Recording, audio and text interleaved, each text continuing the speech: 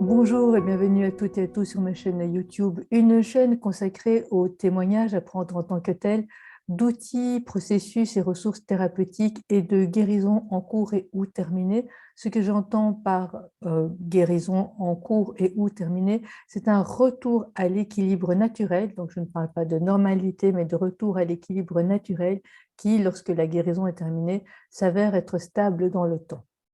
Alors aujourd'hui, je vais expliciter plus en détail les principaux composants d'un programme thérapeutique que j'ai créé sur mesure, que j'ai intitulé 40 jours pour une nouvelle vie, un programme thérapeutique qui avait pour objectif de remettre de l'équilibre, donc de la guérison là où c'est possible, sans savoir exactement où cette guérison allait s'exprimer, à quel niveau, est-ce que ce serait purement psychologique, physiologique, je ne le savais pas encore à ce moment-là. Alors, ce programme thérapeutique, je vais l'expliciter parce qu'il a donné des résultats fructueux, des résultats concluants, dont j'ai témoigné dans une vidéo de témoignage de guérison qui n'est pas encore en ligne, notamment parce que...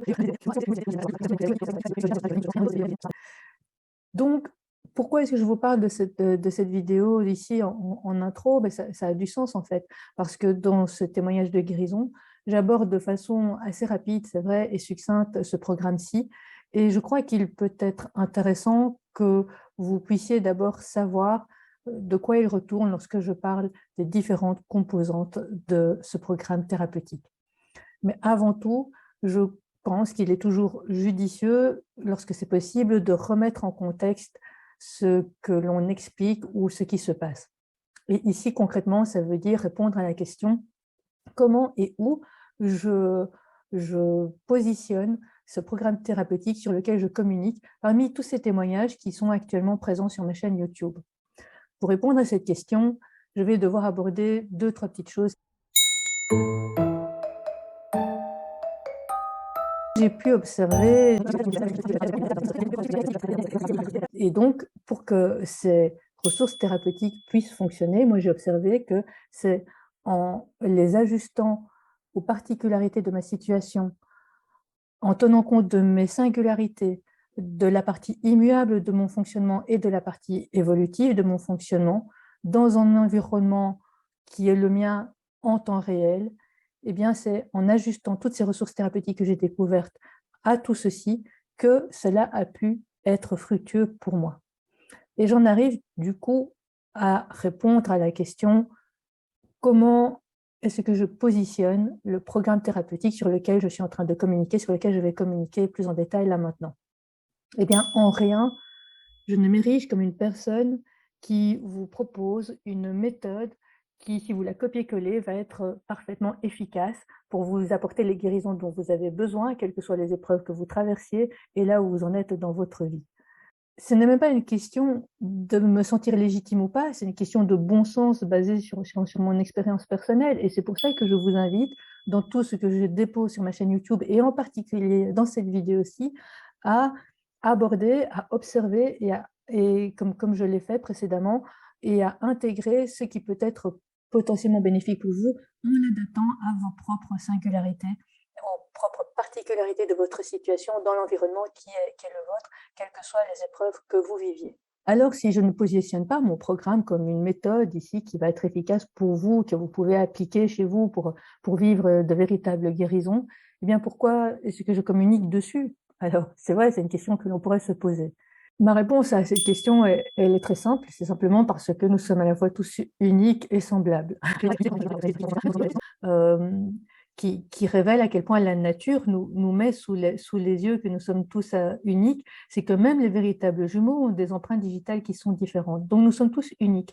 Et puis pour le côté semblable, au cas où on aurait tendance parfois à l'oublier, et moi parfois je l'oublie, eh bien c'est que nous habitons tous cette planète Terre qui, à l'échelle de l'univers, pour schématiser de manière très très forte, est une petite particule en suspension, une petite particule en suspension qui s'inscrit dans une sorte de continuum espace-temps où il y a toujours un début et une fin. Et aussi où l'oxygène est nécessaire pour tout être vivant, humain ou non humain. Leur race, leur couleur de peau, etc. Toutes ces différences que la nature a créées et que la société a tendance de façon récurrente à transformer en inégalité. Ceci pour paraphraser une très belle phrase, une très belle phrase, je trouve, de Tahar Benjeloun. Pour observer qu'il y a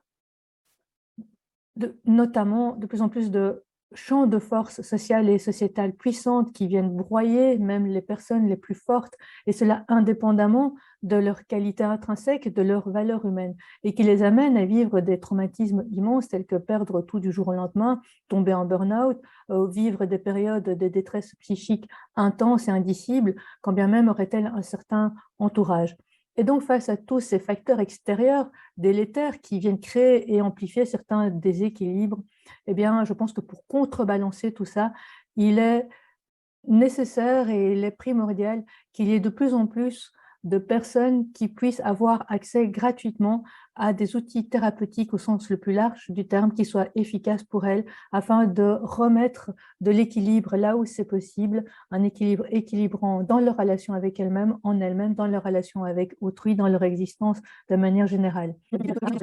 En tout cas, c'est vraiment mon souhait, et c'est pour ça que j'essaye du mieux possible d'apporter mon humble contribution à cette démarche-là, autrement dit, pour le plus grand bien de tous, incluant soi-même.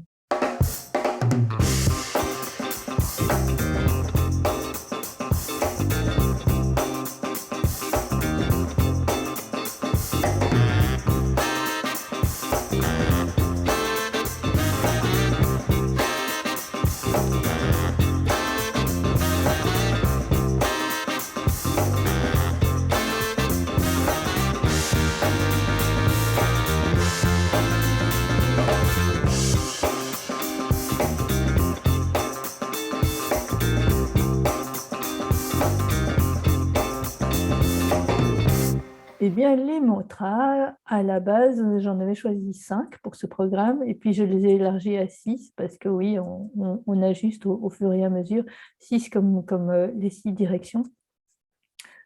Les mantras, la grande majorité des 6 mantras que j'ai utilisés, évidemment, touchaient différents registres, différents domaines dans lesquels moi j'avais l'envie et le besoin de retrouver un certain équilibre, mais j'ai surtout, pour la majorité d'entre eux, utilisé des mantras qui avaient déjà prouvé leur efficacité.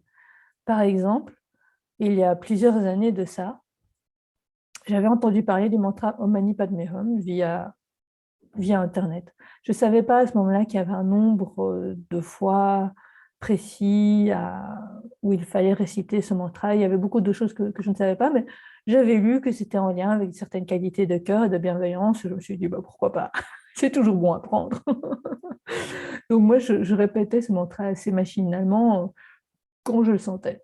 Et donc, il m'arrivait notamment de réciter Om Mani Padme Hum, comme je vous parle là maintenant, pendant que je passais l'aspirateur. Et un jour, j'observais un truc assez bizarre venant de ma part, c'est que, alors que j'étais en train de réciter ce mantra de manière plutôt machinale, il faut le dire, tout en aspirant, j'ai été incapable de faire ce que je faisais d'habitude, c'est-à-dire d'aspirer un insecte rampant qui était là juste devant moi.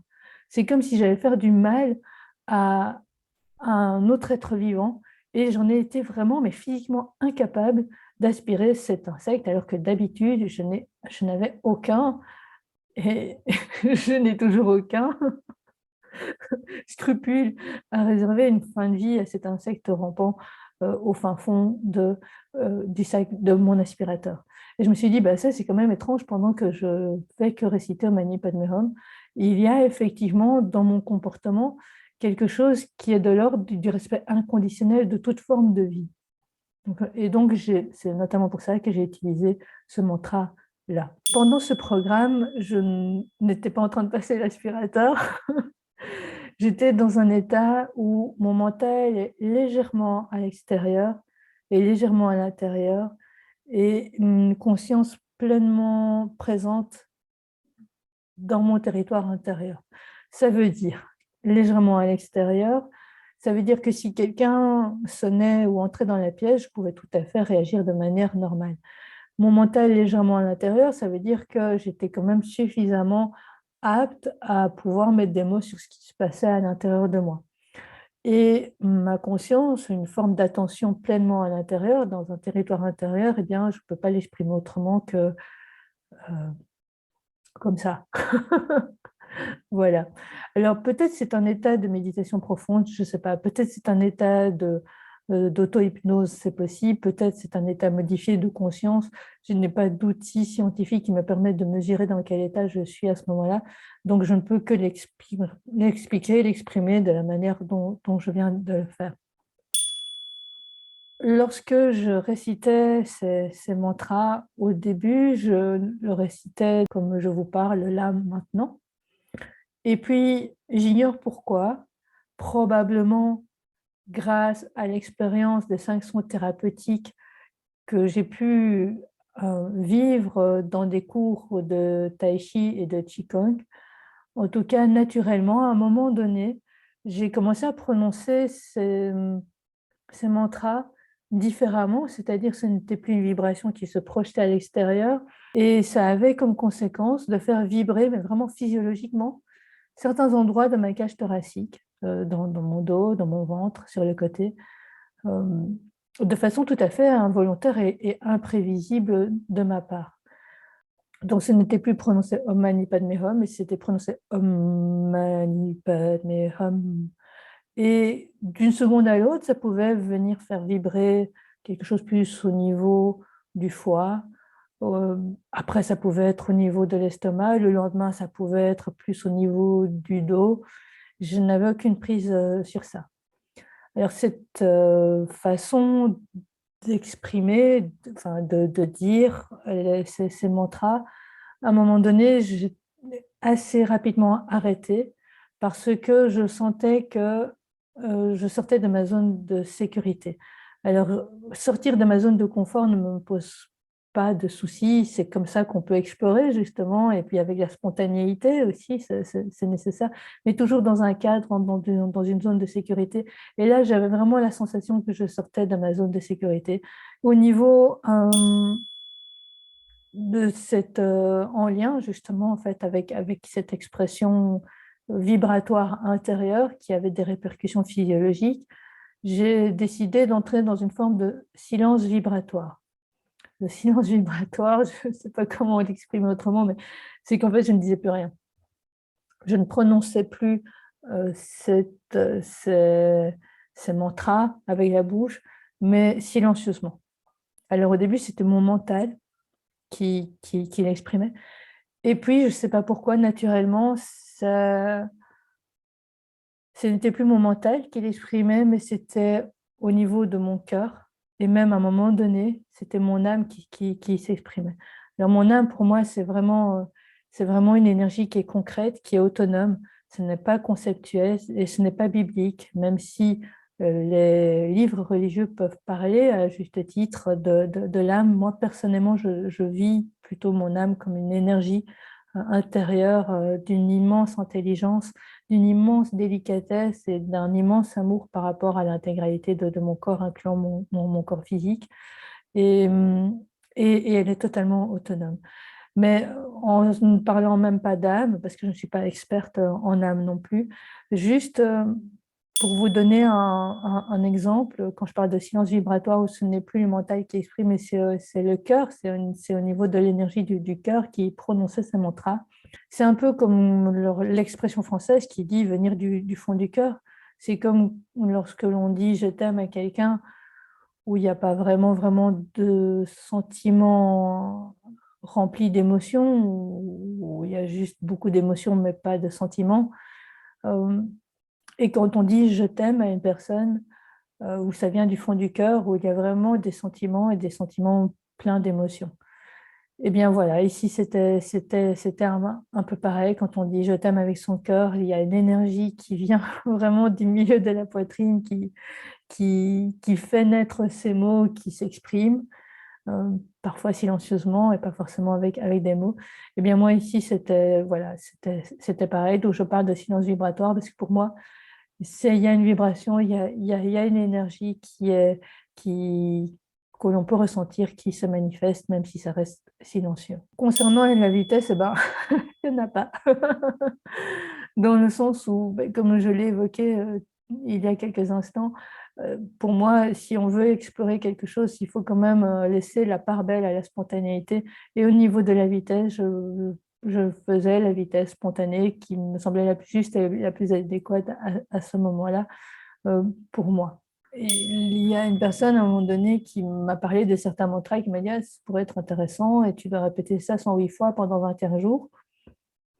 Euh, comment expliquer ça?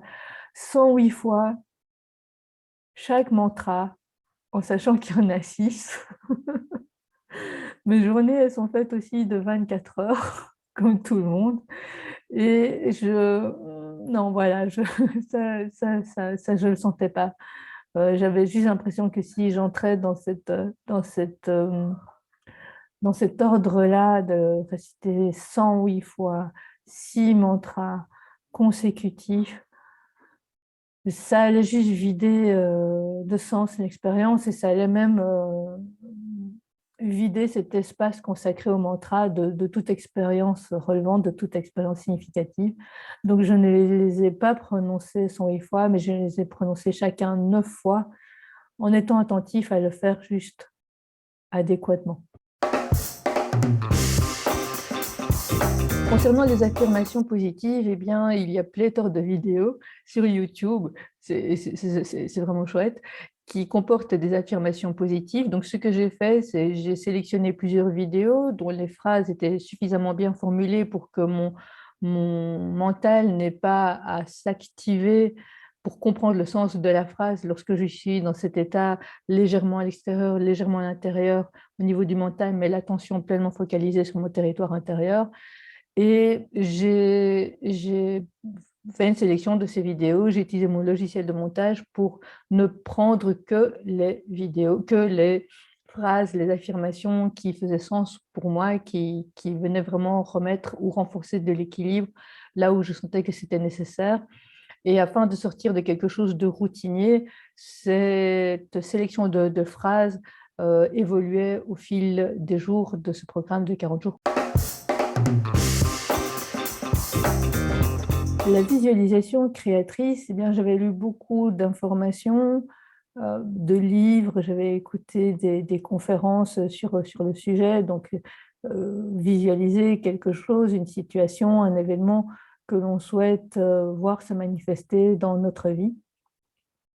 Et toutes ces informations-là, à un moment donné, j'ai pris un peu de la distance par rapport à ça et je l'ai vraiment ajusté à ce qui fonctionne le mieux pour moi. Par exemple, un exemple concret, j'avais lu que lorsqu'on visualisait cet événement souhaité, c'était après de le mettre dans une sorte de petite bulle et de voir cette bulle s'en aller dans le ciel, dans l'univers, être pris en charge par l'univers, etc.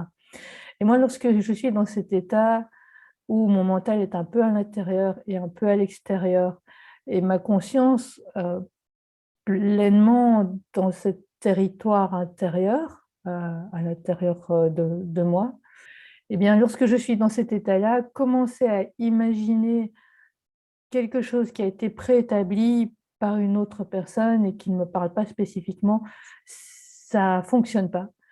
Parce que ça demande, il suffit de ça pour que mon mental commence à être un peu trop à l'intérieur et pas assez légèrement à l'intérieur. Donc moi, ce que je faisais, c'était lorsque j'avais un peu des difficultés à entrer spontanément dans cet état que je viens de décrire à l'intérieur, à l'extérieur, ben, je mettais un peu des musiques, des Madeleines de Proust qui m'amènent à entrer dans cette façon de fonctionner. Et puis, je visualisais ce que j'avais à visualiser. Mais pas vraiment n'importe comment. Dans le sens où j'utilisais parfois des phrases clés que j'avais préenregistrées. Et ces phrases clés étaient évidemment liées, rappelaient, coloraient le thème de ce que je voulais voir se manifester, donc de l'objet de ma visualisation créatrice. Ces phrases clés, je les utilisais comme des sortes de rampes de sécurité, dans le sens où, Par exemple, moi, quand je monte ou que je descends des escaliers, que je n'ai pas besoin de la rampe, j'ai quand même toujours, je préfère toujours être près de la rampe au cas où. Ça me rassure, en fait. Donc, parfois je l'utilise, parfois je ne l'utilise pas. Et ici, c'était pareil avec ces phrases liées au mental, enfin pour moi, mais ces phrases qui étaient comme une sorte de petite rampe pour être sûre de rester quand même toujours dans le thème de ce que je voulais réellement visualiser. Pas n'importe comment aussi, concernant un deuxième point, à savoir ce que je peux mettre sous le terme de éthique personnelle. Je ne conçois pas d'utiliser cet outil-là, et je ne conçois pas qu'on utilise d'ailleurs cet outil-là, pour créer du déséquilibre dans un monde où il y a déjà beaucoup, beaucoup, beaucoup, beaucoup de déséquilibre.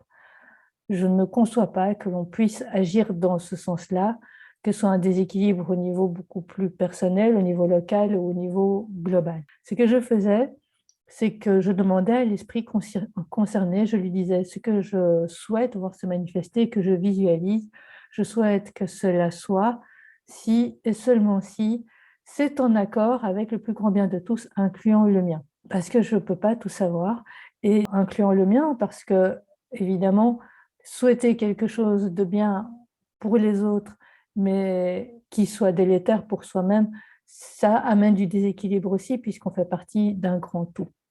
Donc, l'idée était vraiment que ce que je visualise et ce que je souhaite voir se manifester dans la réalité ordinaire, dans ma vie, soit dans ce cadre-là.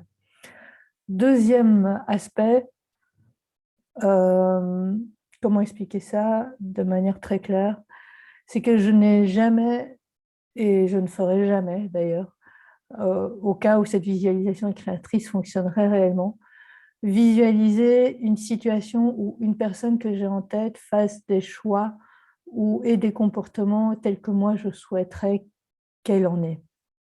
Pourquoi? Parce que de nouveau, pour moi, ça c'est créer du déséquilibre, là où il faut juste un équilibre équilibrant et juste de la fluidité. C'est une question de respect des autres et de soi-même. Le respect inconditionnel, il commence par soi-même et il ne s'arrête pas à soi-même. C'est comme pour l'amour véritable. Moi, j'aime qu'on respecte ma liberté et pour rien au monde, je ne voudrais qu'on prenne contrôle sur moi-même et pour rien au monde, je n'ai envie de prendre contrôle sur autrui non plus, même si c'est dans les meilleures intentions du monde. Pour la pratique spontanée, je dois reconnaître que je n'en ai pas fait tous les jours. Pendant ce programme, j'ai même assez rapidement abandonné, dans le sens où je me suis rendu compte, euh, entre parenthèses, la pratique spontanée a déjà fait l'objet d'une vidéo témoignage qui explicite ce que c'est. Cette vidéo témoignage est présente sur ma chaîne YouTube sous le titre pratique spontanée. Donc, entre autres, en tout cas, ce mot-là se retrouve dans le titre. Donc, je ferme la parenthèse. Donc, je n'ai pas fait tous les jours parce que, en fait, je me suis rendu compte que spontanément, cela m'amenait vers d'autres domaines. Alors, j'adore vraiment quand il y a des ponts qui sont créés entre différents domaines, parce que pour moi, je le vis vraiment comme un élargissement du champ d'exploration possible, du champ d'exploration thérapeutique possible. Mais j'ai quand même toujours besoin, même si je sors de ma zone de confort, de rester dans une zone de sécurité. Et là, je sentais vraiment que même si spontanément et naturellement, ça me faisait franchir d'autres domaines, ça me faisait aller vers d'autres domaines. Je sortais de ma zone de sécurité parce que j'ai vraiment l'intuition, et j'avais déjà l'intuition à ce moment-là, qu'il fallait que certaines choses en moi se renforcent, s'intègrent différemment pour pouvoir être capable d'aller plus loin dans l'exploration rendue possible. Donc, lorsque je sens que ça frôle les limites de ma zone de sécurité, que je ne suis pas encore prête, pour dire les choses encore plus simplement, eh bien, je préfère arrêter ou en tout cas y revenir, mais de façon beaucoup plus prudente, ce qui est très dommage lorsque l'on fait de la pratique spontanée, puisque l'idée étant vraiment d'être dans la spontanéité. Donc là, il y a un petit conflit qui rend les choses moins efficace pour moi.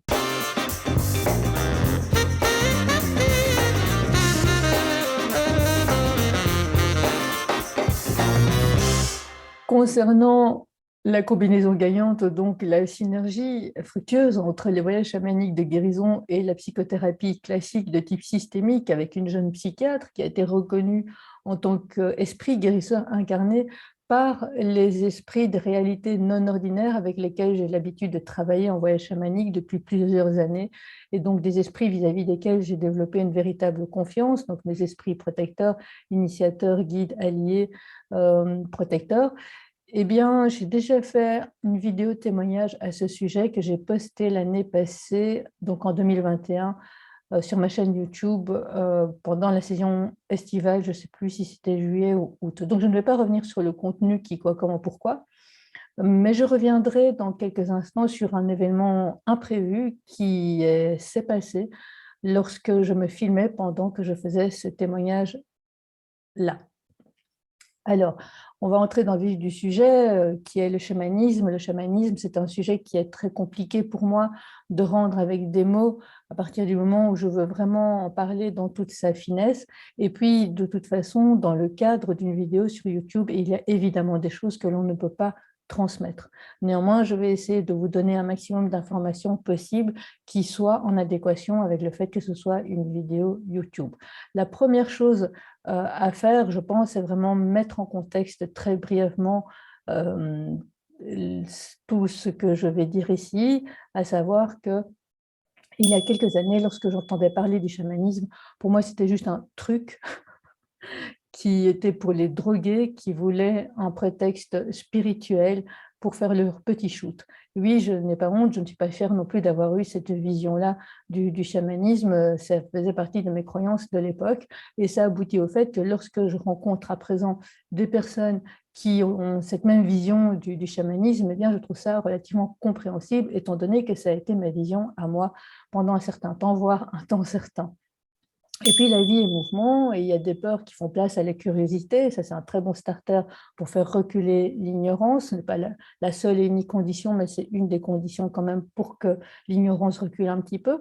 Et puis la vie est mouvement, je me suis retrouvée de mon plein gré à apprendre des méthodes de voyage chamanique, des méthodes de pratique chamanique, et puis à faire des voyages chamaniques de guérison seule chez moi.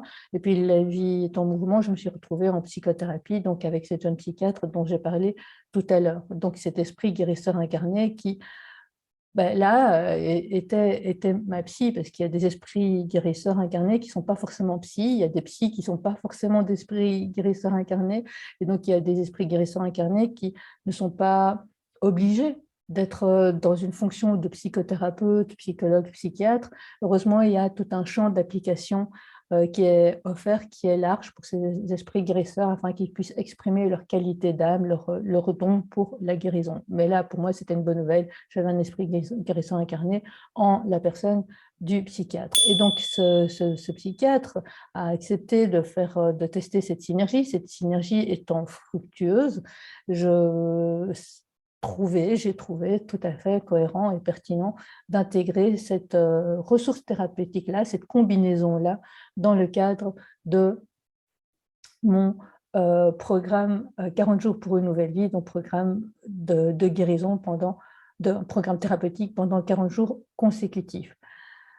Alors, je voudrais juste revenir sur ce point qui me semble assez important, c'est que je ne vais pas vous expliquer comment on fait des méthodes de voyage chamanique, je l'ai exprimé tout à l'heure, il y a des choses qui peuvent se transmettre dans certains cadres, à certains moments et d'une certaine façon, et ce n'est certainement pas via une vidéo YouTube que l'on peut transmettre ce genre d'informations. Cela par prudence et par bienveillance envers vous. Le chamanisme est vraiment un outil très puissant à respecter et à utiliser avec beaucoup de prudence. C'est-à-dire qu'il faut, à mon sens, je l'ai déjà dit, mais je le redis, se faire initier auprès d'organismes officiels reconnus tels que la FSS en France ou la SBL Tetra en Belgique, et auprès de chamans qui sont dans une véritable humilité par rapport au fait qu'ils soient chamans. il n'est pas nécessaire non plus de prendre des hallucinogènes. Donc ça, je l'ai déjà dit, mais pour moi, lorsque je fais des voyages chamaniques de guérison, je sors de ma zone de confort, mais je reste toujours dans une zone de sécurité. Ma zone de sécurité, c'est le fait que je ne prenne pas d'hallucinogènes ou de substances chimiques qui viennent modifier la chimie de mon cerveau ou que je n'ai pas d'activité, que je ne fasse pas quelque chose qui puisse perturber, déséquilibrer l'homéostasie de mon corps humain. Ça, c'est pour rester dans ma zone de sécurité. Mais évidemment, lorsqu'on fait des voyages chamaniques et de guérison, on sort de sa zone de confort. Et ma zone de confort à moi, c'est le territoire de mon mental, c'est-à-dire tout ce qu'il connaît, c'est-à-dire si on met sa main au-dessus dans les flammes, eh bien, on se brûle. Si on traverse la rue et qu'on se met en plein milieu d'une autoroute, par exemple, forcément, on va perdre contre une voiture. Donc ça, c'est vraiment le territoire du mental, le territoire du mental dans lequel je mets aussi tout ce qui est imaginaire et imagination. Donc pour moi, le voyage chamanique est tout sauf quelque chose qui se trouve dans le territoire de mon mental. Ça peut avoir un lien, mais ce n'est pas le contenu du voyage chamanique de guérison. Je vais en rester là pour cette parenthèse, pour cette mise en contexte, et je vais parler donc maintenant plus du chamanisme, de ces voyages chamaniques pendant 40 jours consécutifs dans le cadre de ce programme. Alors, avant de commencer ce programme, il y a eu 2 points qui ont été d'abord mis en place, à savoir qu'il fallait que mon mental soit suffisamment prêt à, en plus des visualisations créatrices, mantras, etc., rester pendant 1 à 2 heures, le temps d'un voyage chamanique de guérison pour moi, de rester dans cet état légèrement à l'extérieur, légèrement à l'intérieur, et mon attention focalisée uniquement sur un territoire intérieur qui est une forme d'interface, ou une sorte d'interface vers les réalités non ordinaires où se passent les voyages chamaniques en dehors donc du territoire du mental. Ça a été la première chose, et l'une des façons concrètes que j'ai eues de pouvoir arriver à ce que mon mental reste assez longtemps dans cet état-là, ça a été vraiment de m'adresser à lui, parce que si je dis à mon mental tais-toi, il hurle, si je dis à mon mental bouge pas, il gigote dans tous les sens. Donc ça a été vraiment de lui dire mental, s'il te plaît, mets-toi vraiment en observateur et enregistre tout ce qui se passe durant le voyage chamanique de guérison, parce qu'après, j'aurai vraiment besoin de toi pour que tu me restitues tout ça sur une fiche mémo, parce que j'ai remarqué avec l'expérience qu'il y a, après un certain temps, des voyages chamaniques dont j'ai totalement oublié le contenu. Et le fait de pouvoir revenir plus tard dans les fiches mémo, où j'ai noté tout ce qui s'est passé, ce que j'ai acquis, etc., eh bien, ça a un effet rebond thérapeutique. Donc, j'ai vraiment donné une tâche essentielle à mon mental pour qu'il soit occupé, mais en tant qu'observateur et enregistreur. Deuxième point qui a été travaillé avant même le début de ces 40 jours consécutifs, ça a été avec les esprits avec lesquels j'ai l'habitude de travailler dans les réalités non ordinaires durant mes voyages chamaniques de guérison, donc ceux que j'ai cités tout à l'heure. Et eux m'ont donné vraiment des instructions très précises à suivre pour que les choses se passent le mieux possible. Alors, ils ne m'ont donné aucune information sur ce qui allait arriver, mais ils m'ont donné des instructions sur ce qui était bon à faire pour moi, pour que les choses se passent le mieux possible. Il y a une partie qui est vraiment restée constante durant ces 40 jours consécutifs, et puis il y a une partie de ces instructions qui a évolué au fur et à mesure de ces 40 jours thérapeutiques. Voilà, ça a été vraiment avant le programme. Pendant le programme, je faisais donc tous les jours des voyages chamaniques de guérison. J'avais vraiment organisé au niveau pratique un espace-temps qui me permettait de m'adonner à cette expérience-là sans avoir une limite de temps particulière, sachant que par expérience, elle n'excède jamais 2 heures, plus ou moins. Alors, il faut savoir que moi, je n'avais jamais fait des voyages chamaniques de guérison tous les jours pendant 40 jours. Ce sont des expériences multisensorielles qui emmènent loin du territoire du mental, toujours dans ma zone de sécurité, mais quand même très loin de ce que je connais, une façon de fonctionner qui est habituelle ici dans la réalité ordinaire. Et même si ça fait plusieurs années que je pratique les voyages chamaniques de guérison, ça reste quand même toujours des expériences multisensorielles qui ont une charge émotionnelle très intense. Donc, il fallait quand même pouvoir gérer ça, intégrer ça. Ça s'est fait de manière très, très harmonieuse. Au cas où, j'avais toujours la consultation hebdomadaire avec une psychiatre qui allait me suggérer ou m'imposer un traitement médicamenteux, au cas où je déraillerais un petit peu. Et ça n'est évidemment jamais arrivé parce que ça n'a pas été nécessaire.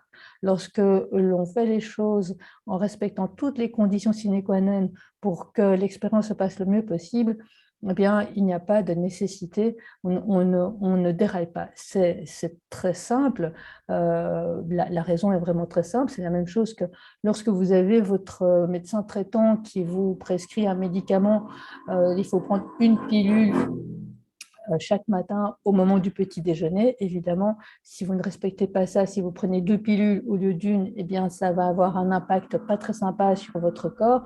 Et si vous prenez cette pilule à un autre moment que le petit déjeuner ou que le repas, eh bien, ça va impacter votre santé de manière pas très sympathique non plus. Eh bien, pour les voyages chamaniques, c'est exactement pareil. Si on respecte toutes les conditions pour que les choses se passent le mieux possible, il n'y a aucun problème et l'effet thérapeutique est vraiment là. Toute l'amplitude même de l'effet thérapeutique peut vraiment se déployer pendant l'expérience et même au-delà de cette expérience-là. Donc, malgré tout, je veux quand même rester sérieuse et surtout très sincère. Lorsque je parle des voyages chamaniques et de mon expérience pendant ces 40 jours-là, il y a eu des moments où mon fonctionnement fait que j'ai besoin, même si j'ai totale confiance en les esprits avec lesquels je travaille en voyage chamanique, en voyage chamanique de guérison, il y a toujours dans mon fonctionnement un besoin d'aller confronter les informations que je reçois dans les voyages chamaniques avec des sources d'informations fiables et pertinentes lorsque c'est possible, ici dans la réalité ordinaire, que ce soit à travers des documentaires de la chaîne Arte par exemple, ou des dictionnaires. Et donc, il y avait des informations que je recevais en voyage chamanique que je ne connaissais pas sur des sujets qui ne m'avaient jamais particulièrement intéressée ou qui ne m'avaient jamais intéressée en fait. Donc, des informations qui m'étaient inconnues et que je découvrais en voyage chamanique. Et puis, après, lorsque le voyage chamanique était terminé, moi, ce que je faisais, c'est donc confronter ces informations-là avec des sources d'informations pertinentes et fiables. Et à chaque fois, que ce soit DICO, documentaire ou autre source d'informations pertinentes et fiables, eh bien, elle venait corroborer les informations que j'avais reçues en voyage chamanique. Donc, quelque part, j'avais une formation, petite formation, on va dire, hein, donnée dans les réalités non ordinaires sans même avoir eu à suivre un cours ici sur certains points, sur certaines choses de l'histoire avec un grand H et certaines cultures. Donc, cela a aussi participé, je le pense vraiment, à donner une profondeur dans l'amplitude des effets bénéfiques et thérapeutiques des expériences de voyage chamanique de guérison. Parce que pour moi, il n'y a pas d'équilibre équilibrant et donc il n'y a pas de guérison si ça se nourrit d'illusions. Si c'est illusoire, si c'est de l'ordre de l'imaginaire, de l'imagination, c'est illusoire pour moi. Ça n'a pas de réalité. Alors, parler de réalité, quand on parle de réalité non ordinaire, ça n'a pas de vérité. Voilà. Donc, pour moi, l'équilibre équilibrant la guérison n'est possible que dans la vérité. Et donc, le fait de vraiment constater que les informations, lorsque je les confrontais, et, se validaient entre elles, eh bien, cela a vraiment permis, j'en suis sûre et certaine, une véritable guérison. Alors, pour continuer à être complètement sincère également, si je devais, sur une échelle de 0 à 10, 10 étant la note la plus élevée pour dire oui, je suis intimement convaincue que ça a eu un effet thérapeutique et donc que ça fonctionne vraiment pour moi, eh bien, concernant la visualisation créatrice, je placerai le curseur sur 5. Mais concernant les voyages chamaniques de guérison, je le place réellement sur 10, et notamment pour toutes les raisons que je viens d'exprimer à l'instant. Je viens de me rendre compte en faisant le montage de cette vidéo que j'ai oublié un détail. Donc, je vais revenir sur l'événement un petit peu bizarre et totalement imprévu qui a eu lieu alors que j'étais en train de me filmer pour faire le témoignage de la synergie voyage chamanique et psychothérapie l'été passé, donc il y a un an. Et cet événement bizarre qui s'est passé, c'est que la lumière utilisée pour améliorer la luminosité de l'image à l'écran a vrillé. Et elle n'avait jamais vrillé avant, elle n'a plus jamais vrillé après. Et moi, le sens que je lui avais donné, c'était que c'était une manifestation, qu'il y a effectivement des interactions entre les réalités non ordinaires et les réalités ordinaires. Donc, il y a des forces dans les réalités non ordinaires qui peuvent matérialiser un événement dans la réalité ordinaire. Après, lorsque j'ai fait le montage de cette vidéo l'année passée, j'ai décidé d'intégrer cet événement bizarre parce qu'il y a parfois des synchronicités dont le sens réel, global, m'échappe. Mais j'ai préféré le laisser quand même, sachant que ma position était, est et restera toujours de me sentir totalement responsable de ce que je dis et de la sincérité, de ma sincérité, ainsi que de la façon dont je dépose les informations dans mes vidéos, mais je ne me sens absolument pas responsable de la façon dont les personnes perçoivent le contenu de mes vidéos, dans la manière dont elles le ressentent. C'est une question de liberté, liberté à la fois moi d'être et liberté des autres aussi de ressentir les choses comme ils le sentent, au plus juste pour eux avec leur filtre de perception. Donc, je reviens juste sur ce détail ici parce qu'il est possible, maintenant que je commence à faire des vidéos de témoignages de guérison, qu'il y ait des personnes qui souhaitent aller regarder cette vidéo sur la synergie, donc vraiment spécifique sur cette synergie chamanisme et psychiatrie. Et je pense que c'est l'endroit et le moment le plus judicieux, le plus pertinent pour y revenir. Voilà.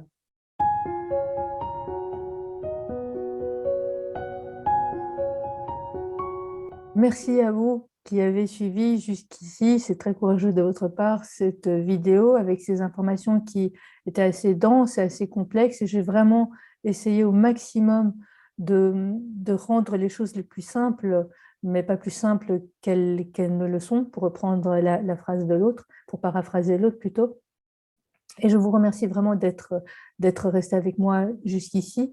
Je vais donc conclure et notamment faire une conclusion pour les personnes qui auraient éventuellement juste regardé l'introduction et auraient jumpé directement ici dans la conclusion avant de pouvoir choisir si elles allaient regarder la suite ou pas. Donc en conclusion, ce programme thérapeutique créé sur mesure que j'ai intitulé 40 jours pour une nouvelle vie parce qu'il a duré pendant 40 jours consécutifs, un programme que j'ai décidé volontairement d'intégrer dans ma vie courante, ma vie habituelle, afin de maximiser les effets bénéfiques de la façon la plus durable possible.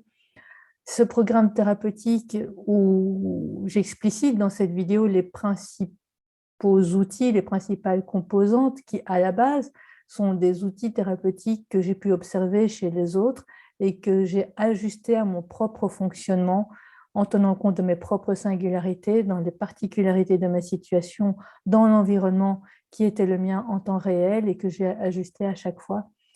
Ce programme, donc, dans lequel, ici, dont les composantes ont été plus détaillées, telles que les mantras, pour leur côté vibratoire, qui impactent une façon d'être, comme j'ai pu l'illustrer avec le mantra Om Mani Padme Hum en début de vidéo, que ce soit au niveau des affirmations positives qui agissent comme des sortes de points de repère, toujours utiles lorsqu'on est dans un processus de guérison, que ce soit la visualisation créatrice, que je ne sais pas du tout si ça fonctionne ou pas, parce que je ne suis toujours pas multimillionnaire. Non, allez, on reste sérieux, on redevient sérieux.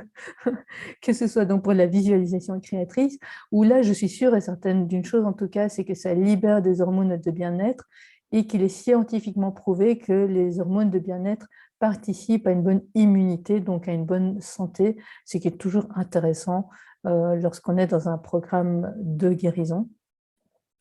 ou que ce soit au niveau de la pratique spontanée ou de la synergie gagnante entre la thérapie de type systémique avec une consultation hebdomadaire avec un psychiatre reconnu comme un esprit guérisseur par mes esprits avec lesquels j'ai l'habitude de voyager, de faire des voyages chamaniques et des guérisons depuis quelques années pour pouvoir remettre ce qui pouvait l'être à sa place. Tout cela avait un objectif, c'était de remettre de l'équilibre là où c'était possible, sans savoir exactement à quel niveau, dans quelle dimension de l'être, de mon être, la guérison allait s'exprimer. Est-ce que ça allait être au niveau psychologique? Est-ce que ça allait être au niveau physiologique? Est-ce que ça allait être au niveau spirituel? Je ne savais pas encore à ce moment-là. Mais toujours est-il que ça a apporté, ça a généré une forme de guérison dont j'ai témoigné dans une vidéo qui actuellement est en cours de sous-titrage et sera bientôt disponible sur ma chaîne YouTube. Il me reste à vous souhaiter le meilleur, comme d'habitude, ainsi qu'un très bel été. Prenez bien soin de vous également en tenant compte des autres aussi. Et je vous dis à très bientôt pour une prochaine vidéo. Au revoir.